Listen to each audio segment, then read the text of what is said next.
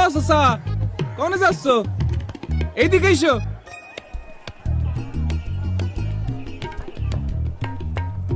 এইটা দেখে এম্বা করছো? না মানে দেখতে জানি কেমন লাগতেছে। আরে এটা তো বডিওল ক্যামেরা, তাই না কোন ভাই? বডিওল না, বডি ওর্ন ক্যামেরা। ওই একই কথা। তা এটা দিয়ে কি করে? আমি তোমারে বুঝাই, দাঁড়াও। এইটা দিয়ে ভোট কেন্দ্রে কিডা আসতেছে কিডা যাচ্ছে সব রেকর্ডিং হতে থাকবে। আবার ধরো ইলেকশনের দিন কেউ ঝামেলা করতে চাইলো, সাথে সাথে বডি অন ক্যামেরার এসওএস বাটনটা সব দিলি, তখনই কন্ট্রোল রুমের যে মনিটর আছে সেখানে এই ক্যামেরার ছবি সবার সামনে ভাইসে উঠবি। কন্ট্রোল রুমেতে পুলিশের কাছে জিজ্ঞেস বুঝে সমস্যাটা কি, পুলিশে আর একটা বাটন চাইবে যখনই কইব সাথে সাথে ডাইরেক্ট অ্যাকশন। তখনই সশস্ত্র বাহিনী, বিজিবি ও আইন শৃঙ্খলা বাহিনী আইসে এই সন্ত্রাসীগুলারে ধরে যে যে আকাম করব একদম লাল দালানে ঢুকাই দিবে। বুঝিছো ব্যাপারটা?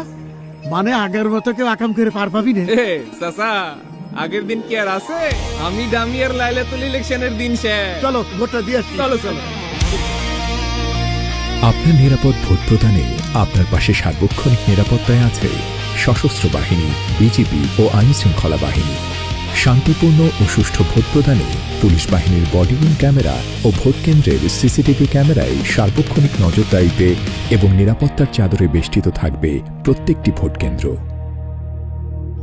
সংসদ নির্বাচন আর গণভোট দুইটার ব্যালট পেপার কি এক লগে দিতেছেন? জি, এই যে। তাই আপনার সাংবিধানিক অধিকার প্রয়োগ করে দেশ পুনর্গঠনে অংশীদার হয়ে দেশের মালিকানা বেছে নিন।